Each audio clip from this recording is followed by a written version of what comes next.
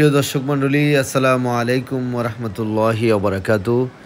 আরব কাফেলায় এবার বেশ কিছুদিন পরে আপনাদের সকলকে স্বাগত জানাচ্ছি। প্রিয় দর্শক, আজকে এমন একটি জায়গার সামনে দাঁড়িয়ে আছি যেটা পৃথিবীর মধ্যে সর্বশ্রেষ্ঠ জায়গা বলে আমি মনে করি। আপনারা যারা হজ ওমরাতে আসছেন তারা তো এই ব্যথাটা, এই অনুভূতিটা, অন্তরের এই যে চোখে যে পানি চলে আসে, অন্তর যে জ্বলে পুড়ে যায় যে কেন ভিডিও দেখছি, কেন সামনে দাঁড়িয়েছিলাম এখন নাই, বা যখন ছিলাম তখনকার স্মৃতিগুলো মনে পড়ে যায়।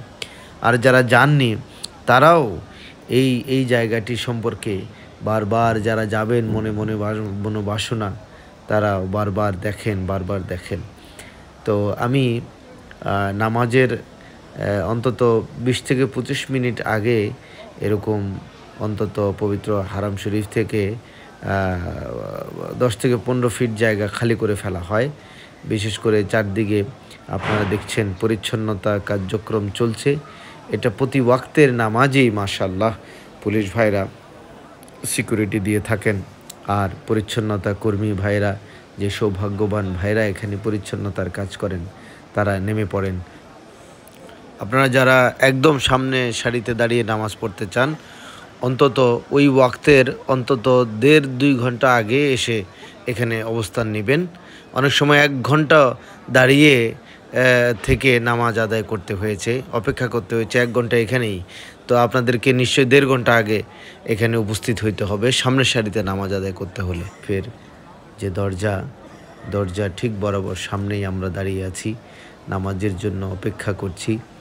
চেষ্টা করবেন, অনেক সময় তো ঘুমিয়ে কাটিয়েছেন, অনেক আড্ডা গল্পে কাটিয়েছেন। যখন আজ পবিত্র মক্কায় আসবেন, বেশিরভাগ সময়ই চেষ্টা করবেন যে হারাম শরীফের ঠিক আশপাশে যে কোনো ওয়ালের পাশেই দাঁড়িয়ে নামাজ আদায় করার। আমরা এখানে এসেও অনেকে হোটেলের সামনে রাস্তায় নামাজ পড়ি। হ্যাঁ, অসুবিধা হয় অনেক সময়, তবে চেষ্টা করবেন সবচেয়ে বেশি পরিমাণ নামাজ যাতে মাতাফে পড়তে পারেন, তাওয়াফের জায়গায় পড়তে পারেন। বিশেষ করে সামনে আমি যেখানে দাঁড়িয়ে আছি, এরকম সামনের সারিতে প্রতিযোগিতা করে মানুষ নামাজের জন্য দাঁড়িয়ে যায়, অনেকক্ষণ আগে এসে দাঁড়িয়ে যায়। অনেক সময় দেখা গেছে